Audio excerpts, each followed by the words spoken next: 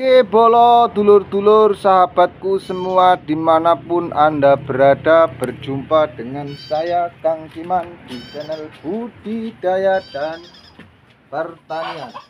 Baiklah sahabatku, hari ini saya akan berbagi tentang bagaimana caranya berbudidaya ikan di kalangan rumahan, saudaraku. Di sini saya ingin membagi pengalaman saya sendiri berdasarkan pengalaman yang sudah saya lakukan. Tidak akan berbicara tentang keuntungan dan kerugian apa yang saya kerjakan. Di sini saya berada di kolam belakang rumah ya, saudaraku. Jadi saya akan berbagi kisah pengalaman bagaimana memulai atau membuat atau bekerja di tempat yang semaksimal mungkin sedikit tetapi bisa menghasilkan uang. Bukan sistem hobi. Hobi itu apa tadi? Hobi yang memberikan edukasi kepada diri sendiri dan memotivasi diri sendiri mencari hiburan di diri sendiri di belakang rumah atau pekarangan rumah. Kebetulan ini sudah tidak terawat sekitar 1 tahun atau 2 tahun lebih karena masih dalam keadaan penataan hati dan penataan ekonomi, saudaraku. Di sini saya akan memberikan gambaran. Di sini ini di belakang rumah saya sudah bikin 2 atau 3 4 kolam ya, nanti saya tunjukin ya. Ukuran petak kolam yang berukuran berapa ya ini ya. Saya itu agak lupa. Dari sini terus sudah ada kolam masih nganggur semua. Ini pinggiran rumah. Di sini ada satu petak yang ukuran 2 kali 5 ini kalau nggak salah. Ini masih kosong semua. Ini kesalahan fatal saya karena sudah hampir sekitar 1 tahun lebih nggak saya isi air. Jadi ini perlu pengulangan kembali atau penyerpisan kembali, karena ini kalau langsung diisi air itu langsung meresap dan kalau basa Jawa ini entek banyune. Jadi saya hanya ingin berbagi ya teman-teman. Ini hanya pengalaman pribadi. Kalau kolam teman-teman di belakang rumah atau semen permanen seperti ini jangan sampai di kering total berbulan-bulan atau bertahun-tahun, karena ini nanti akan pada meletek. Ini pengalaman ini di belakang rumah saya. Yang di sini sudah ada 2 petak sudah. Ini yang pernah dulu saya isi ikan gurame. Ini makanya masih ada tanaman-tanaman apa ya, obat ikan ini. Sekarang sudah nggak kepake karena guramenya udah dijual, saudaraku. Nah, yang pertama untuk informasi untuk teman-teman ya yang hobi ikan atau sekedar iseng-iseng atau hiburan di belakang rumah, teman-teman persiapkan dengan betul-betul mau untuk apa sih. Pekarangan sisa mau ditanemin sayuran apa tanamin ikan. Kalau tanamin ikan teman-teman bisa bikin petaan dari permanen atau terpal ya, saudaraku. Terus untuk pengisian bibit ini nanti kelanjutannya nanti ya teman-teman, karena ini hanya untuk antisipasi supaya teman-teman nanti nggak gagal paham. Karena cukup lama, saudaraku, saya ini mempelajari bagaimana ikan hidup tanpa arasi ya, tanpa istilahnya gelembung-gelembung. Ini murni tanpa apa-apa, hanya air dan ikan. Ini butuh waktu sekitar 3 sampai 5 tahunan, saudaraku. Jadi tiap hari mati terus, itu bisa ditanya tetangga-tangga, itu tiap hari mati terus. Kemudian 1 tahun yang terakhir itu kemarin alhamdulillah tuh sudah tahu ilmunya, tekniknya dengan pengalaman pribadi ya teman-teman, tanpa belajar di media sosial atau di buku. Nah nanti akan saya kasih tahu kolam permanen tanpa arasi, tanpa arator dan tanpa air mengalir, ikan nila, ikan apa itu bisa hidup di kolam seperti ini. Nanti akan saya berbagi ya. Nah ini hanya berbagi ilmu untuk teman-teman yang punya atau ingin atau hobi ikan di pekarangan rumah yang sisa. Kalau memang sudah ada ikannya dan masih mengalami kendala mati-mati, karena sekarang ini yang teman-teman lihat itu masalah bioflok atau tentang arasi ya. Kalau teman-teman memang punya modal dan memang duitnya sisa, silahkan saja. Tapi saya hanya berbagi untuk teman-teman yang memang tidak mempunyai basis ilmu yang kuat seperti saya. Teman-teman bisa melakukan seperti apa yang saya lakukan nantinya ya.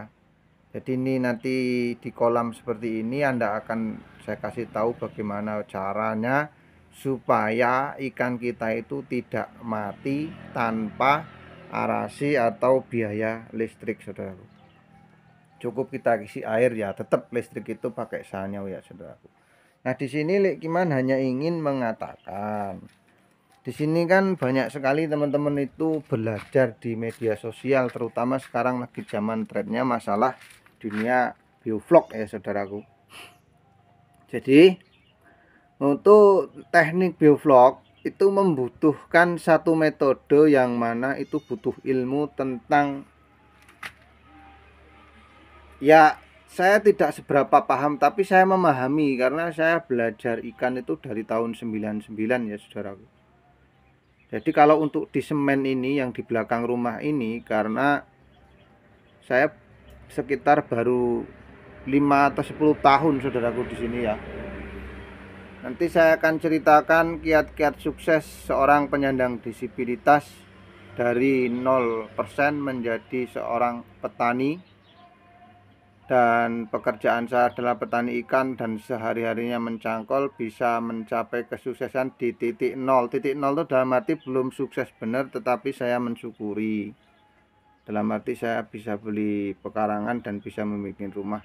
Sekedar kisah berbagi untuk teman-teman ya, saudaraku. Walaupun di belakang rumah seperti ini, kalau teman-teman bisa ngambil keputusan, ini pernah menghasilkan, saudaraku. Pada waktu itu pernah saya tanemin gurame yang aslinya menurut perhitungan itu rugi total. Kalau menurut perhitungan rugi total, tapi saya bisa dapat untung, saudaraku. Karena pada waktu itu saya hanya teori melok-melok, teori ikut-ikut. Kawan saya beli telur gurame dengan harga 300.000 bisa dapat 15 juta, katanya begitu. Akhirnya saya beli 3 sangkar, kebetulan tidak sebagus mereka nasibnya. Jadi saya lanjutin, dapatlah 400 ekor. Saya tanemin, saya biarin, terus saya tanemin pohon-pohon ini untuk makannya ya. Itu sampai 1 tahun itu bisa sampai setengah kilo 1 ekor. Jadi 400 ekor bisa jadi hampir setengah kilo, saudaraku. Jadi hitungannya udah kalau hitungan orang bisnis sudah pasti rugi. Cuman hitungan saya berarti banyak karena dengan modal 400.000 apa 500.000, bahkan ada yang itu cuma jadi 400 ekor di sini ya, di kolam ini nih. Itu bisa tembus pokoknya hampir setengah kilo 1 apa 3 on ya. Makanya saya pasang jaring-jaring gini, tadinya pada lompat, saudara, ikannya. Nah, nanti saya akan saya kasih tahu, nanti saya akan berbagi pengalaman bagaimana berbudidaya ikan di rumah tanpa arasi, tanpa gelembung ya, saudaraku. Jadi persiapan seperti ini. Nah, kalau ini kan kolam sudah jadi cuman nanti kita poles semen atau poles aquaproof apapun itulah, atau ditambal dengan plastik, bisa aja. Nah, yang pertama teman-teman persiapkanlah itu ya, seperti ini dulu, diisi air. Ini saya mau bikin sekitar 15 menitan ya, saudaraku, supaya nanti tidak gagal paham. Tidak gagal paham itu bukan ilmu itu mahal, tetapi karena ketelatenan dan keulatan teman-teman. Saya adalah orang yang tidak ulet, tetapi saya bisa mengerti tentang hasil. Nah, di sini teman-teman jangan mengambil metode tebar padat. Itu yang pertama. Tebar padat itu tebar apa, Tolek? Tebar yang seperti yang ada di biovlog. Jadi teman-teman usahakan teman-teman itu mau set panen berapa gitu. Kalau saran saya, kalau ini mau diisi lele ya, kalau untuk kolam semen atau terpal untuk isi lele. Kalau untuk pembesaran, teman-teman ambil bibit yang ukuran minimal itu 5758. Jangan teman-teman ambil bibit 35. Itu 5758 aja masih kurang rata. Kalau teman-teman lebih bagus ya bisa teman-teman pakai bibit palang atau kiloan. Nah, kekuatan teman-teman yang teman-teman harus lakukan adalah set panen dengan sekilo isi 6 atau 5. Jadi teman-teman nanti akan mendapatkan keuntungan. Kalau masih 10 kurang teman-teman. Teman-teman nanti bisa hitung sendiri persentase bibit dan pakannya. Nah, di sini untuk ilmu ikan itu kan orang menghitung satu pakan ikan, 1 kilo pakan menjadi 1 kilo daging. Nah, di situ teman-teman mulai harus berhitung. Kenapa saya katakan seperti itu? Nah, untuk mengakali ilmu itu maka teman-teman gunakan pakan alami, saudaraku. Jadi pakan alami itu teman-teman pakan yang protein tinggi itu teman-teman kalkulasi atau campur dengan pakan-pakan alternatif atau pakan yang murah, saudaraku. Nah, itu cara mengakalinya. Karena kalau 1 kali pakan itu ditambah nanti hasil 1 kilo daging itu nggak akan ketemu. Nah, teman-teman hitung sendiri pakan sekarang itu berapa, 13.000 apa 12.000. Kalau harga satuan 1 kilo itu sekarang lele berapa, kan itu nggak dapat keuntungan. Nah, makanya di sini saya ingin mengatakan untuk teman-teman yang pengen usaha budidaya di seputar pekarangan, usahakan untuk hobi. Hobi itu apa? Ikan-ikan yang memang mempunyai nilai tambah. Satu contoh gurame, koi, dan lain sebagainya. Nah, itu ya teman-teman. Sebenarnya saya nggak mau berbagi ilmu seperti ini sih, karena saya tadinya hanya untuk pengalaman saya pribadi. Tetapi saya di sini karena banyak sekali teman-teman ini yang sekarang ini pada hancur, pada mundur di dunia perikanan karena gagal paham, gagal tentang mempelajari ilmu ikan yaitu masalah bioflok. Tergiur dengan thumbnail, tergiur dengan hasil tinggi. Sebenarnya tidak seperti itu, teman-teman. Itu kan mereka itu kan konten kreator, bukan petani ikan. Dan mereka juga petani ikan berbasis modern, saudaraku. Mereka dengan harga jual tinggi, dengan harga distributor kalangan atas, menengah ke atas. Sedangkan kita itu berbasis petani, saudaraku. Nah, di sini teman-teman bisa melakukan cara seperti saya, dan insya Allah teman-teman nggak akan rugi. Kenapa? Karena kalau seperti petani itu selalu mencari alternatif. Bagaimana kita meminimalisir modal kecil tapi untung banyak. Begitu, saudaraku, ya. Nah, ini sharing saya sebentar saja ya, saudaraku. Nanti saya akan kasih tahu ilmunya untuk bagaimana cara penebarannya, terus cara kasih pakannya, terus cara-cara supaya ikan tidak mati di air tenang tanpa arasi, tanpa aerator, tanpa gelembung seperti yang ada di tutorial-tutorial yang di sana-sana, saudaraku. Berdasarkan pengalaman sendiri real, tanpa rekayasa. Mudah-mudahan teman-teman yang menonton ini